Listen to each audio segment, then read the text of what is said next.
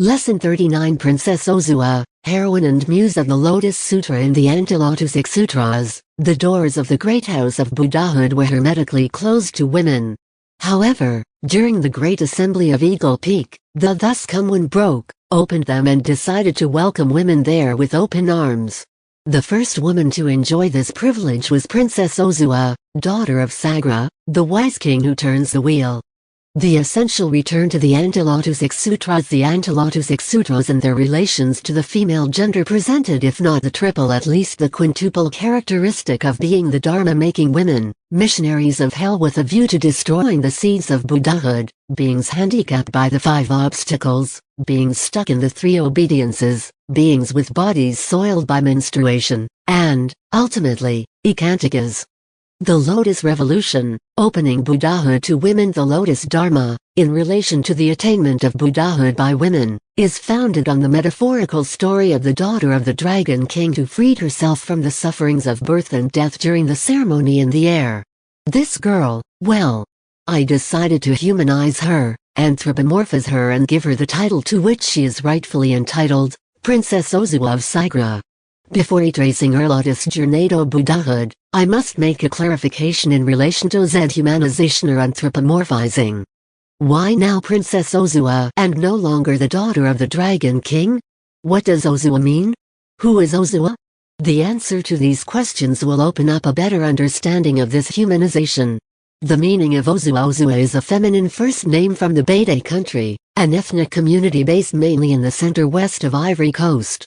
Ozu etymologically comes from Ozua, which refers to the one who is above all, and all Ozawa symbolizes, therefore, the fighting woman, the woman who has thrown down the mask of resignation. The woman who goes on a crusade against the spirit of the system, reducing women to the rank of Untermenschen, sub-men, in German. The woman who makes the firm resolution to participate fully in her century. The woman who broke the glass ceiling. The woman, who in no way inscribing her approach in a logic of war of the sexes, decides to work for the happiness of all.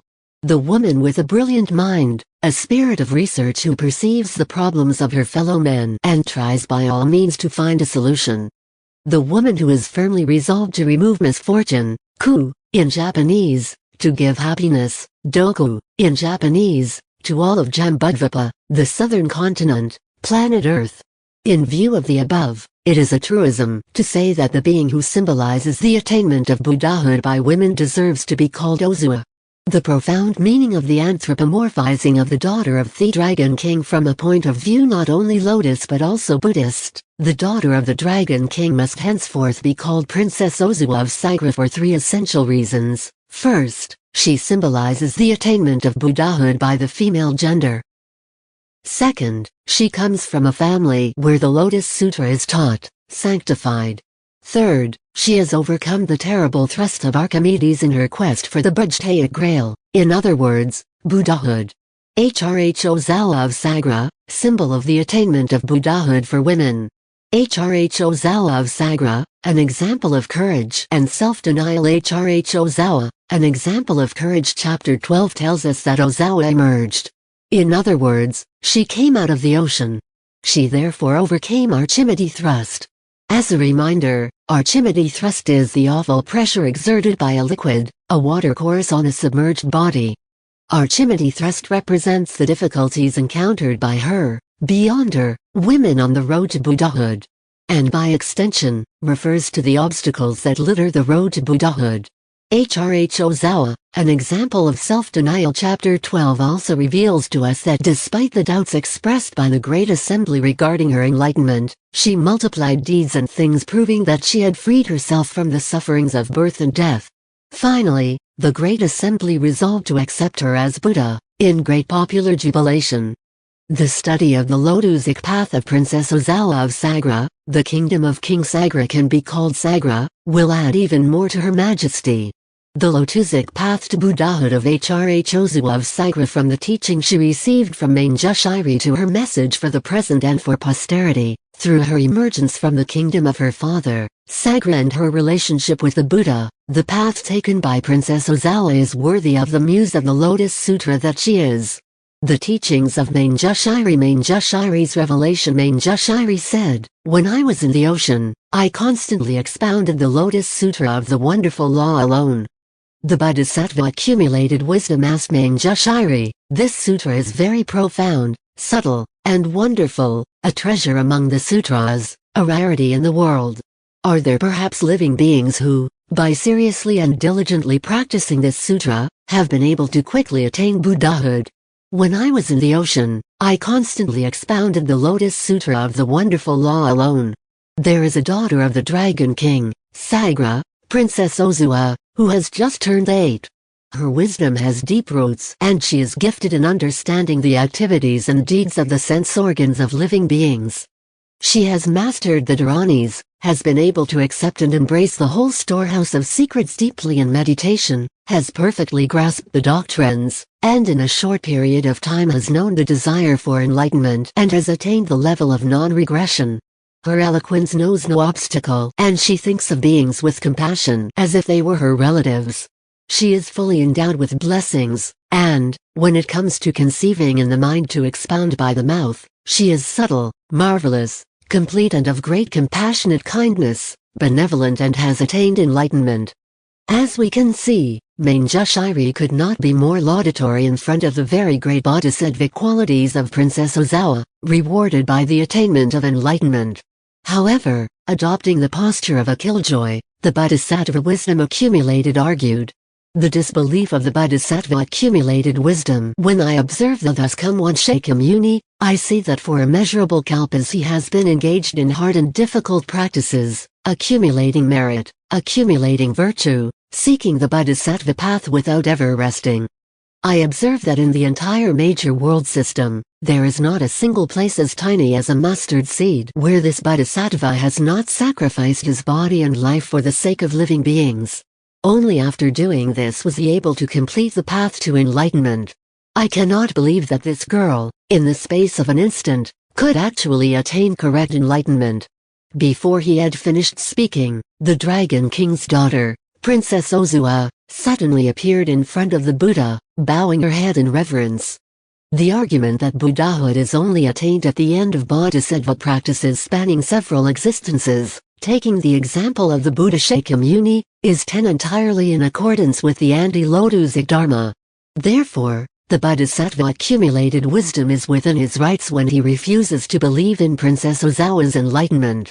Another non-acceptance of her attainment of Buddhahood. Shariputras, you suppose that in this short period of time you have been able to attain the unsurpassed path. But it is hard to believe. Why?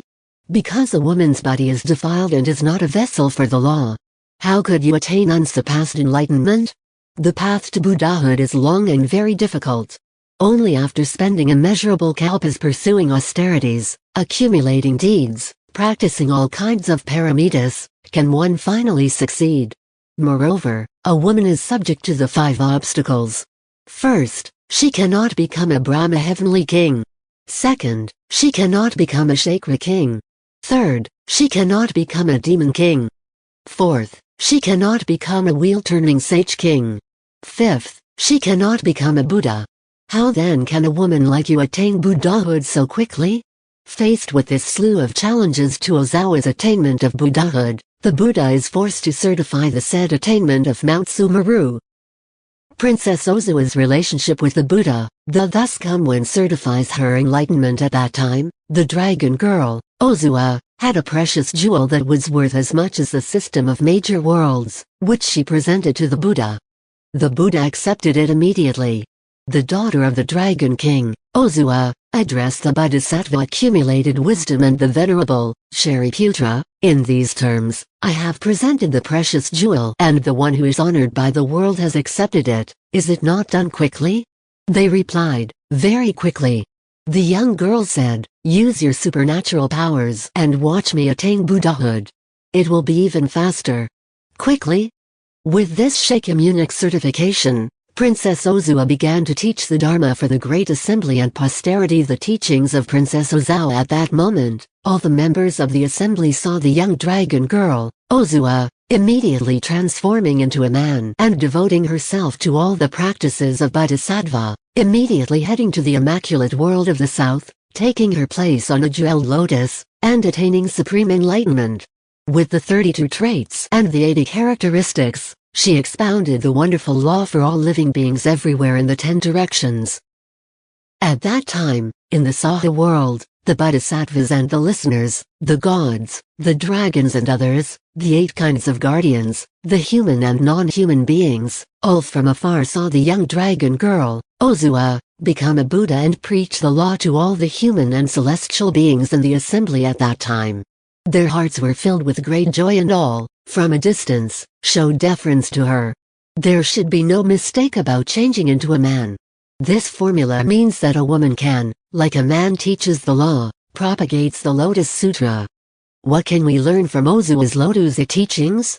2 teachings. Buddhahood is accessible to all women without exception. In this teaching is the concrete confirmation of the principle of icchantikas. Buddhahood is accessible in this lifetime and immediately. This teaching which surfaces here will be clarified by the Buddha in chapter 16, Juryo, duration of the thus come one's life.